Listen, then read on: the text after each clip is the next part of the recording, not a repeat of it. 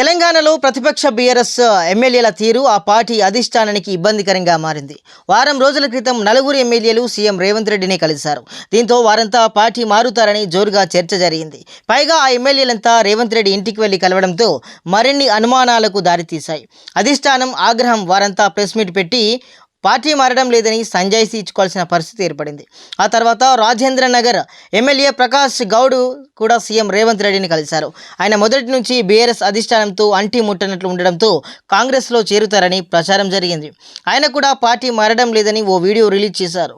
వారం రోజుల్లోనే 2 ఘటనలు జరగడంతో బీఆర్ఎస్ అధిష్టానానికి ఎవరిని నమ్మాలో ఎవరిని నమ్మకూడదో తెలియని పరిస్థితి ఏర్పడింది.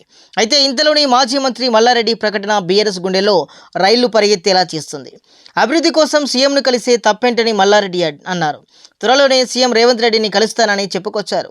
గతంలో టీడీపీలో ఇద్దరం కలిసి పనిచేశామని ఆయన గుర్తు చేసుకున్నారు. అంతేకాదు సీఎంను కలిసే ముందు మీడియాకు సమాచారం ఇస్తానని అన్నారు. ముందుగా సమాచారం ఇచ్చి కలిస్తే ఎలాంటి తలనొప్పులు ఉండవని పేర్కొన్నారు. ఇక బీఆర్ఎస్ ఓడిపోతుందని కాంగ్రెస్ గెలుస్తుందని కలలో కూడా ఊహించలేదని అన్నారు. అసెంబ్లీ ఎన్నికల ఫలితాల విషయంలో తాము ఇంకా షాక్లోనే ఉన్నామని చెప్పుకొచ్చారు.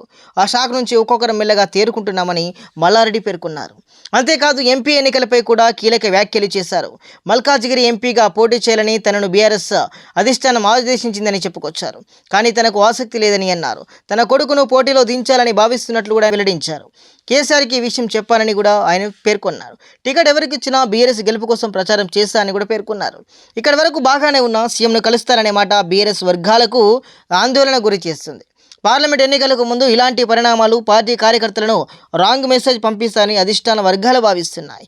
అసలు మల్లారెడ్డి సీఎంను కలుస్తానని అనడం వెనుక వ్యూహం ఏంటనేది ఇప్పుడు ఎవరికీ అంతుపట్టడం లేదు.